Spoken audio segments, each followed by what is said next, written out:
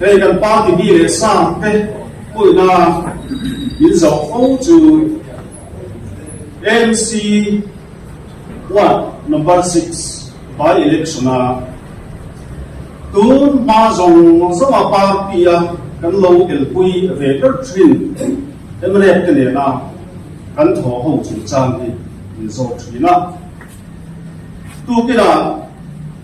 với nia thu sợi đô na vanin kan president Calcutta medical check up akal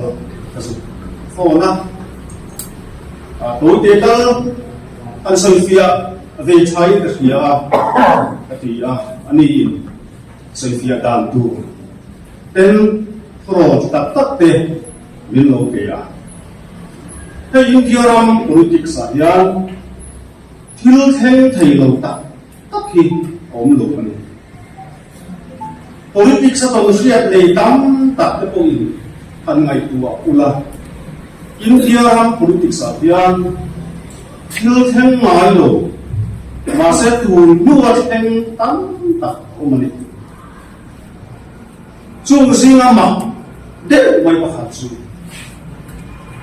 BJP le JDU NDA an thuộc tu ya mi an ideology strong look an ya he party BJP the chu rightist party dia sia ni JDU chu right left party ganti Congress center right center left and the JDU Congress centrist party the socialist whole communist party whole leftist JDU yan Congress lampang manifesto pola leftist socialist policy all boka chu piang ideology strong party po chu national level BJP tene una NDA an thuộc home ne chuan India kan ti chang rual ko la ko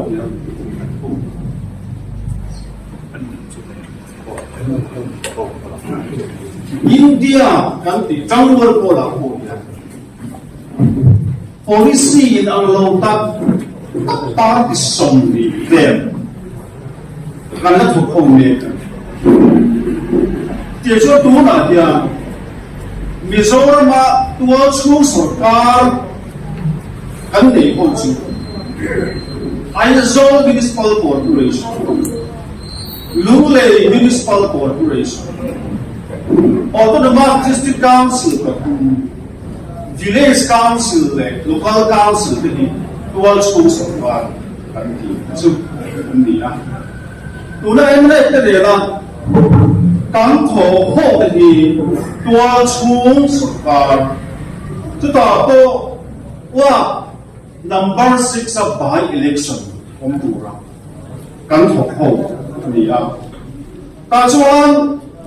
cán do a thu mun ringot avama thổ hộ kan la ngino ta chewa kun lo taka wa number 6 corporator ujo zo sang liền hao tiền abora la vamin amma chok te pilo ting tu ren anu pui hian he wa number 6 corporator mo purtani ron la sela ia kan ho tu ten chat taka in bia bremna an ni afama ok ho thei chu Modern politics and government is yet to Alan Arbola, American political scientist, lang sa takkan. Alan Arbola so politics lai mo chu in ngayon nale in pia remton na hiyan. Emre kan hiyan ram siyam chat na po Ngay dan in along na tamta ni Manila hun lo taka corporator bawra ta ku chon song sa ni ra te much of te hi an puin han chun zong se ti du thum bun kan ni awang zo in what number 6 by election ya emanate ne kan ko what number 6 voter zong so te na angin chu ZMP candidate and vote in Hyang, ZPM candidate and vote in Hyang, ANC sarkar ay thakol. Ang ayon akal mo mukhaw doon. Mase mipui candidate, ilarin feli, ima feli. Kan vote in ero esok chuan change dang lang na a khem thei ANC sarkar in thak pha don chuang lawa ma se pima feli kan vote in chuan ANC thakui mangin a pasal hun lo taka boral ta machok teka tilo tingin what number 6 chunga dang lam na change ima fel hian a thlen tir thei do le chawang mi pui candidate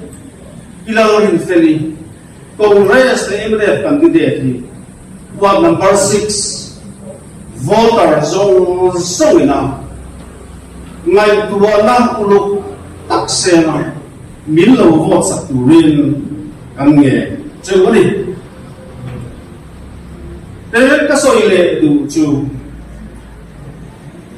Mizoram siam tu hiang political party te hi kan in sial tha masak amai he tu ni tu lai chu ru hian alu mut na pa pi chu wa pian tharna masalawa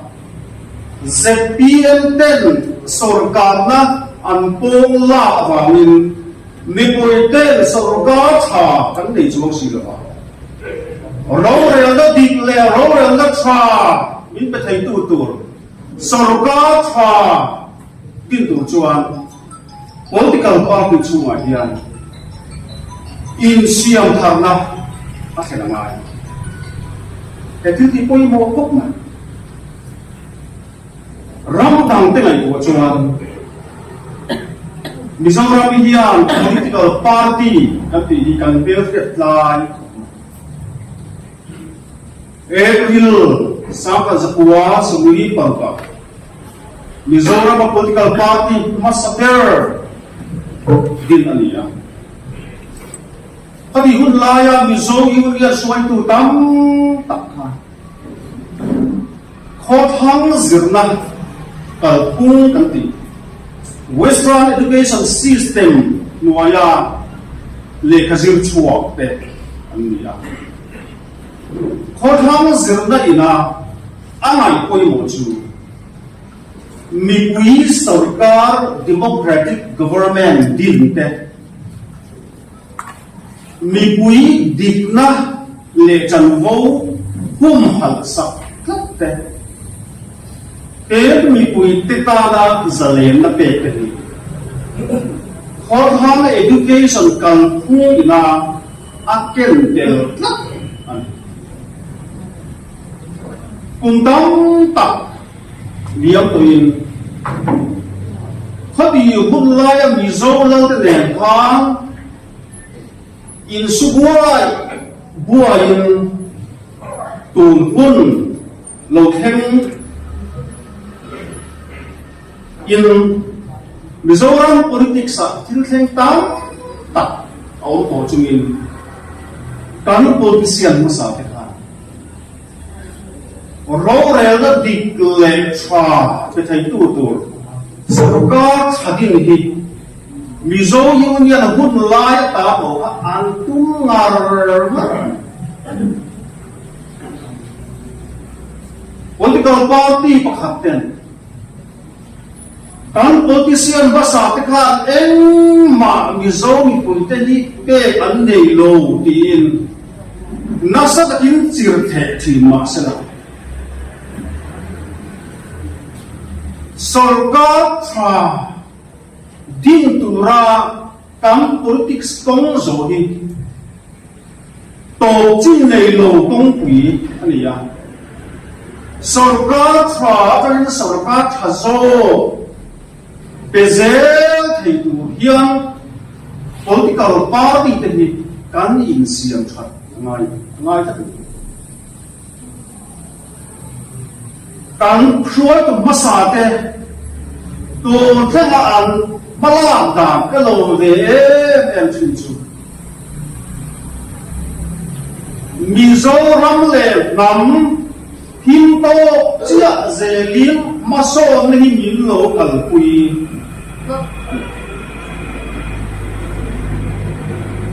But water do thos open. Stay down masote. You take him up.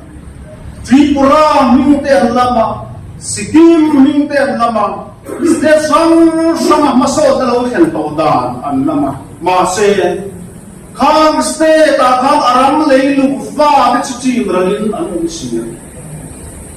Mizoram chuan. Ram him dale. Kan sa to him na le maso na te hi ang local ruating zel hamin do thirin chimral lovin maso na bom zo chugin kan hruai ko basa te khan he politics ong hi min lo zo pui an tu tiang chuan du tho takin thang thar politician ten Mizoram maso na le state bank maso na hai kim ma se kei ni na chuang ta ka kan so i ve thei chun chu kan ram le nam ala kim ram le nam him lo chuang maso nei e ti na ma lo ni lo ni ti ni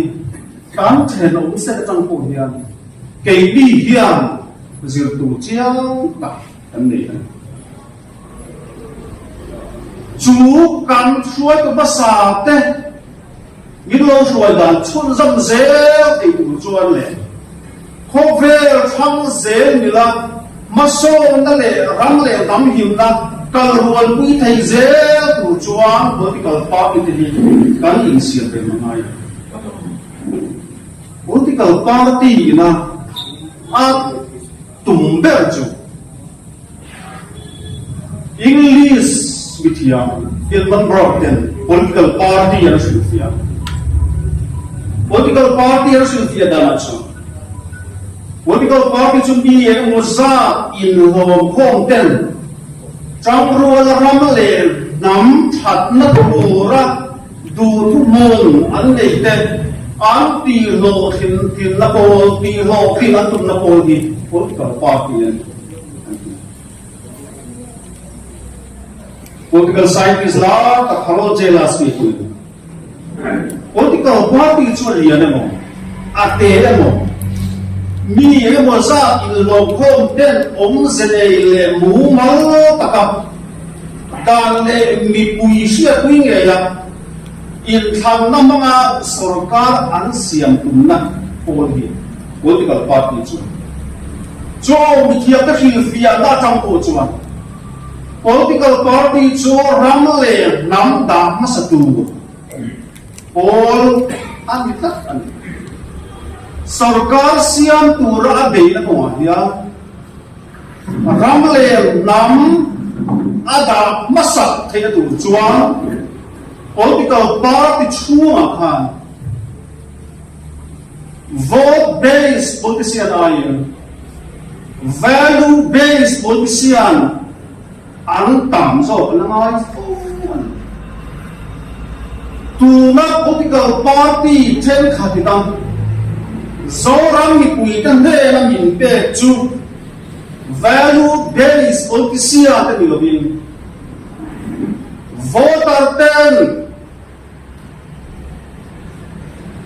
en po so ila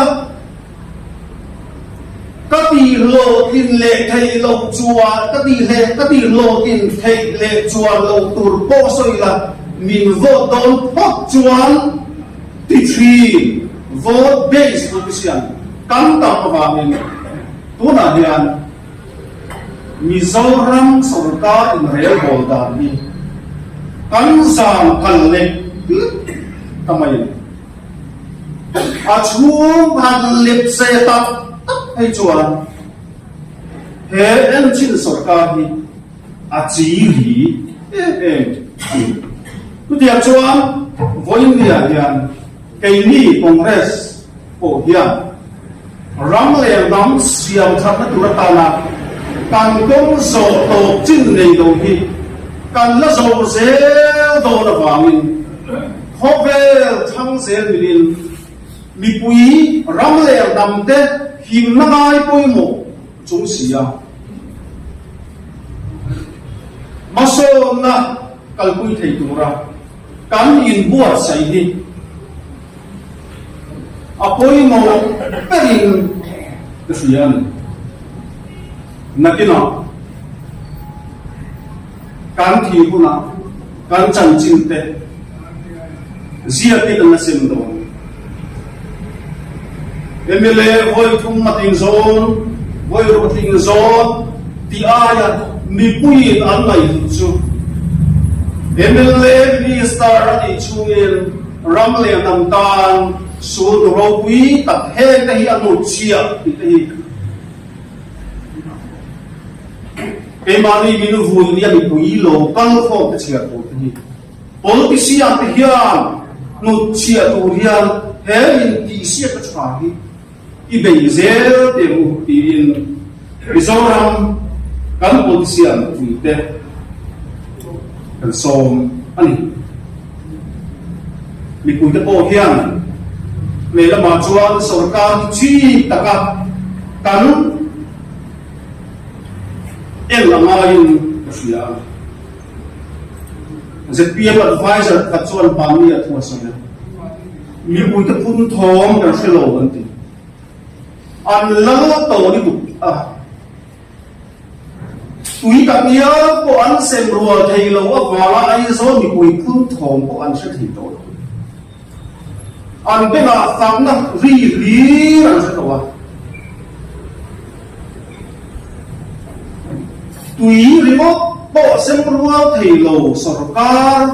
laka mi quý quân ri ta bộ hi bên ăn lâu sang tầm mấy mi đi cái gì na anh ni thì đã bạn thiếu bộ lệ phiệt lệ sarkar cần không hi cần em mình thiềm ngay em hỏi nghe sarkar kal to te hun lai aya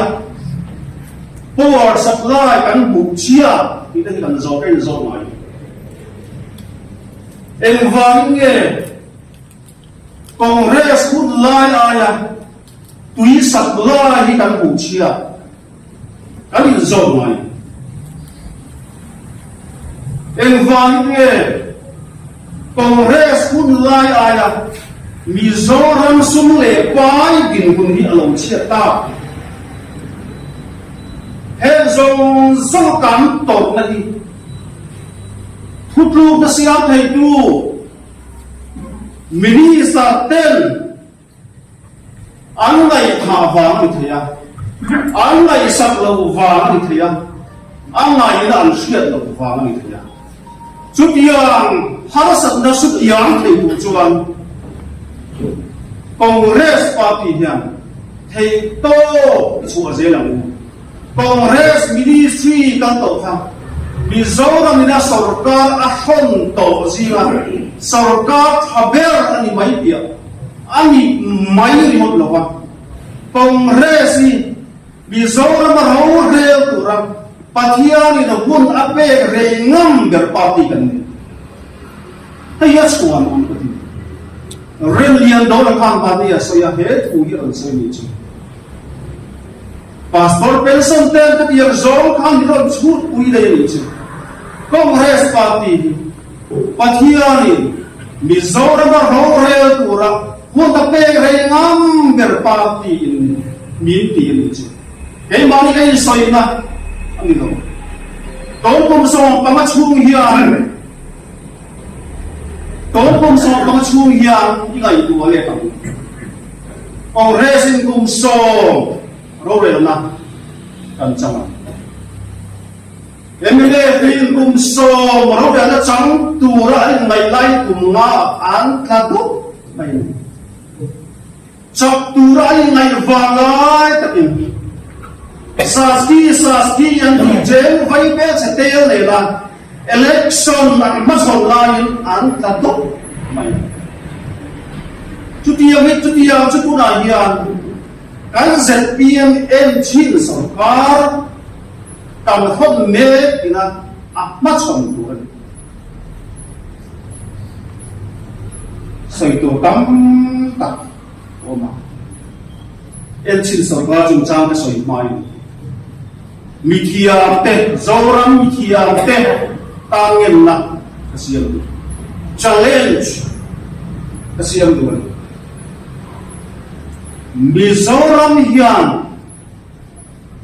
Mizoram politik saya. Mithiam, angay kasiyam, ramle ng velmi, value-based politician. Kan mau man mi ka chu ram ri kita ma bo la wa political party mo hian kan mo ni political party te hi democracy on chuan kan on sarkar na siang tu berpo political party kan la ni zel do Soal political party chuan in siang kate a zel to kam mithiam te hian te hi lau su politics si wai sem takin ron lu chin te politics chu mi wai sem te tual chai na hon Mizoram politics sia chaturin why sen taka politics si amuron lu chilangan imuron lu chilangan lama politics si midang telu na tur chawa in ngai chuan politics si midang telu na tur chawa mithiam ten in ngai chuan ramin ba so lo chana mo in purve Nali suapian ma te khan grid meeting plateau chuan hian alo sui to politics sa kan tel du lo wa hrem na kan to chu ke ma ni ai mol zo te ro la ruya kan do kan bi thiam tel politics in ro lu chin lo wa in beli sei aya chia sarkar petu chen ZPM en chin sarkar hi kan khon me ani lo mi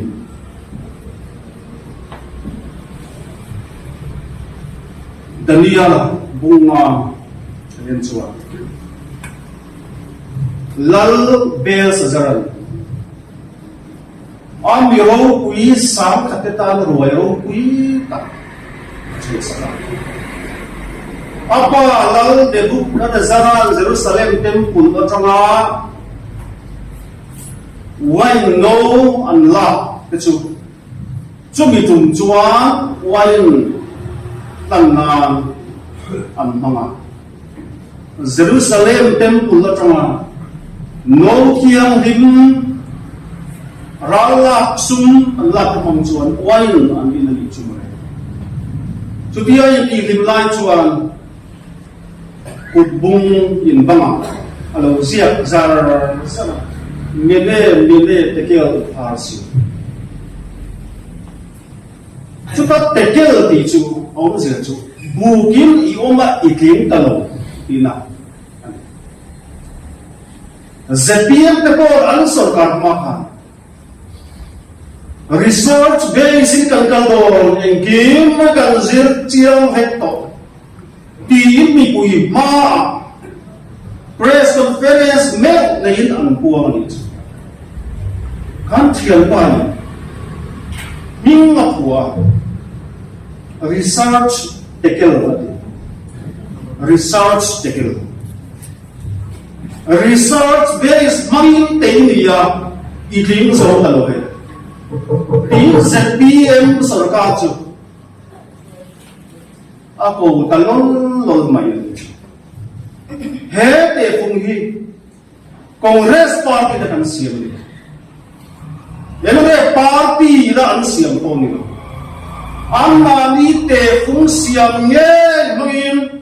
research based mangin ZPM ka kan han te ve a kan te thing zo PUCI economics subject zipir tu kalau kamu dah ral ten research based mi puing gaidan anzir ciana so research based mama mi puing gaidan Allah acuan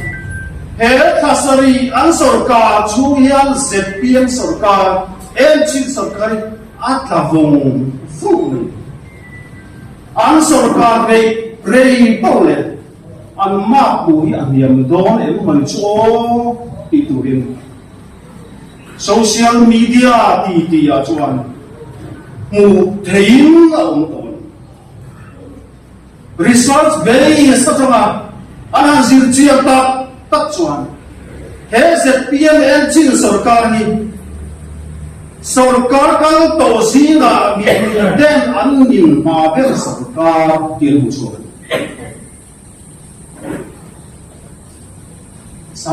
sam di so pariat problema ta imele kan lo sarkar sam di so pakum tir kum to do them kan Congress kan MNF de tur mu mal kan nei lo kan ho tu te du sang na in media chairman kan ni lai party bi pui cho tho da budget te kan zir tuk mai ni activity party activity ya ta bi zo ram budget te kha sang ti so ko ka kan zir tuk mai MNF kha de tur mu mal kha solid evidence fin na kan nei thi tat lo mà sẽ hệ em chín sarkar rồi hệ khasari chu lek kian fin fia na mu mal tang ne chu fin fia na po sa an ba ni siam ye mangin na taka ken bor po ngin an om ta to men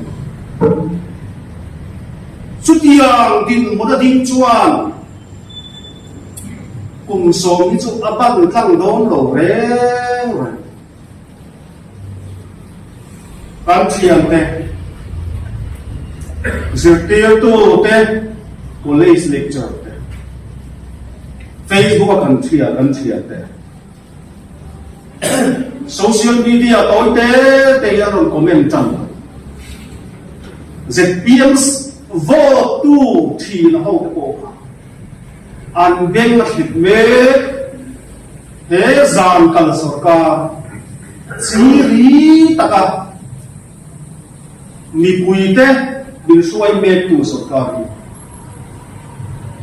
kumma an sarkar ni kon kumrup an sarkar thei hi arin an sarkar zon arin om lo ina chu bia mu na chuan Congress Party malam hon in nei ber itu kan thian te zoram politik chief bi thian te min sulta an mani nge ko in sulta se pi nge ko kon chap chang lo ko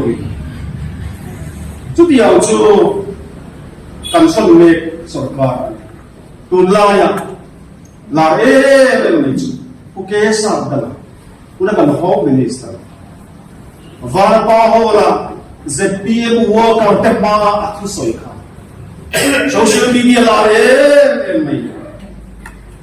cho tu soi ji mi chi minister Bathara le secretary actual de azon ve kan tum lo ram do ya fe chua kan tum Jamruat tu sarkar hula chua pung pasaber tu pu mani tu tho cher na hi pite wa takina sare ku dan be dur tu ma se tu na hian enge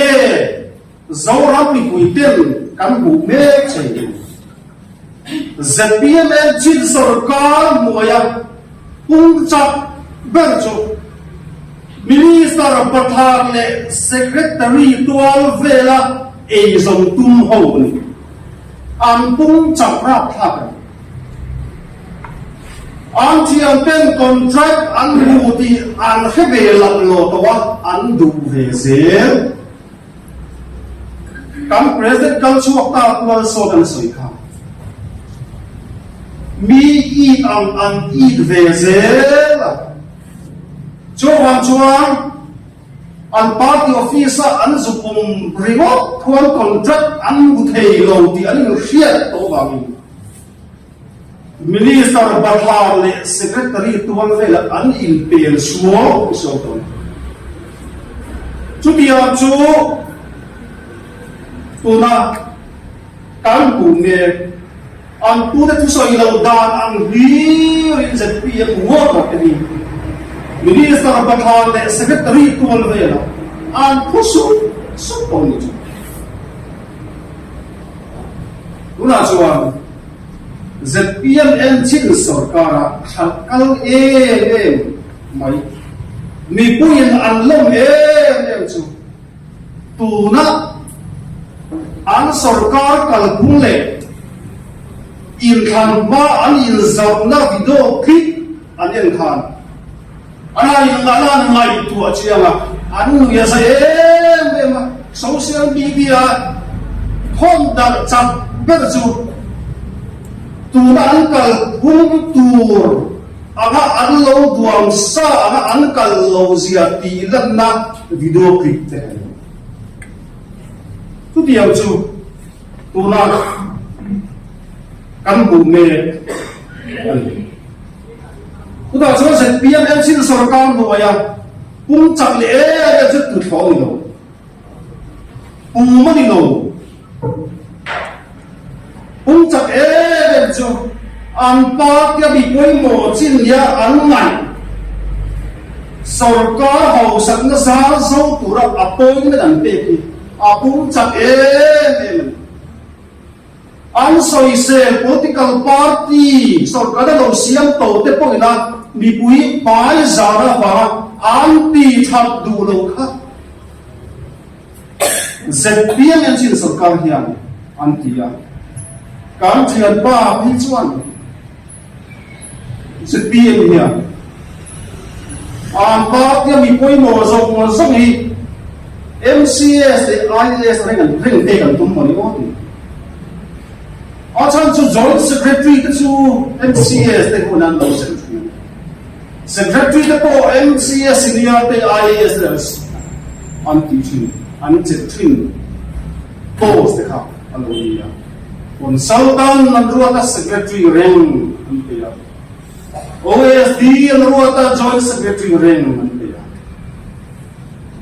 an lo ang zo chuan sarkar a hian tho chuan lo la lo ma thian lo wangin chen khat te chom mi an pe ya ma se an rengina pen tel en tai tu men tam tak sarkar ho sak na za zo theina a ken tel tat an lo en mai he ya pu cha ani min na po ri ver bu dia ho tu te dia hi an tam hi ka ring kho pa hey research base ka zirchian po in sarkar tha siam na tu ruam hannan appointment party mi te secretary le joint secretary renga minister of state reng te hat te ka sarkar tha siam thei gen lo thọ ngai zo quality ta taka thọ ngai zo usab dalam kami cuma tu saya na tho kami zirtir do lo ngai re ro ka soi dikam tu thoi na sal atam pasaber do ini masa na tho in zirtir lo im सरकार चिया झूम लुकलौदा मत नहीं तो नहीं रही सकती और समझो जो डिपार्टमेंटल वर्क संति ताइन पे माई अमूल को मासे राइट टू इंफॉर्मेशन एक मांगा सरकार डिपार्टमेंट संग कानून चिरना गया है डिपार्टमेंटल वर्क साहियान GST पेलोइन chia GST 80% contract the palm haya chuan thok se contract torina GST 80% sarkar achku le tu sarkar sum bom ti ho se tur kha om lovin ses 1% cho an work supervisor pe an chu lu pi so chuan ZPM sarkar ko ya sarta em dam chu fin fia nan le khapa he zal kal sarkar la ka mi pui khawang ho ni I hau ze la mu thai to chu ze la mu pen ka pa mi pui te le zo ram mi pui te ti ta sedin ka som cheu ni lo me